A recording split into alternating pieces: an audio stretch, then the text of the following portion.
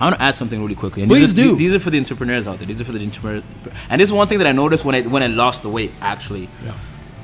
I'm going to say it. I might get in trouble for this. Can't get in trouble for it. If my entrepreneur friends, the people, if you're fat, people don't trust you. I didn't know this. Isn't that the truth? I didn't know this. They don't trust you. And it's not because you're Someone untrustworthy. told me this last week. Yep. They don't trust fat people. Why? Because Unless you're a chef.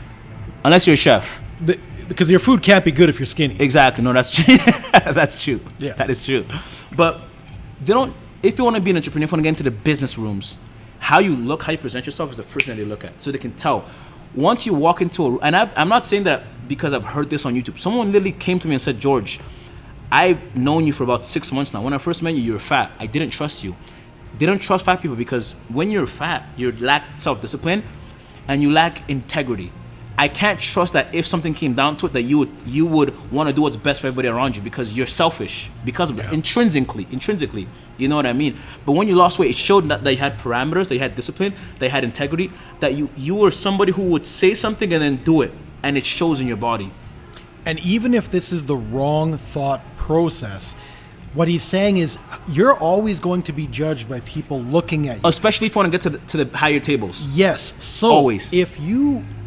Well, it may not be fair to say that people will respect a sculpted body over a flabby one.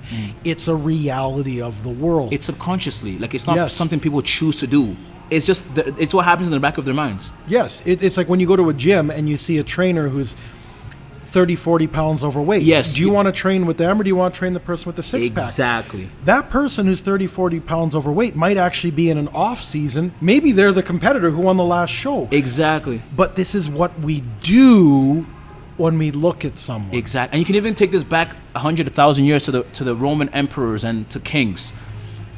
When you saw a king, let's say you were a king and you saw another king, you saw another emperor, and you saw that he was fat and flabby, you wanted to go to war with him because you knew that he couldn't handle business the way he could.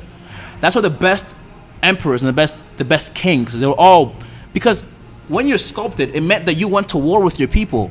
It meant that you were a hard man. It meant that you fought. So you were more respected. Even though they didn't like you, your enemies respected you because of the way your body was. Whereas if you let yourself go and doing all these things, those are the people that never lasted. Look at history. They never lasted the longest. They always were overthrown because they lacked discipline. Steel sharpens steel. Marshmallows don't sharpen. They don't. No, exactly. I've tried. A lot of marshmallows. Exactly.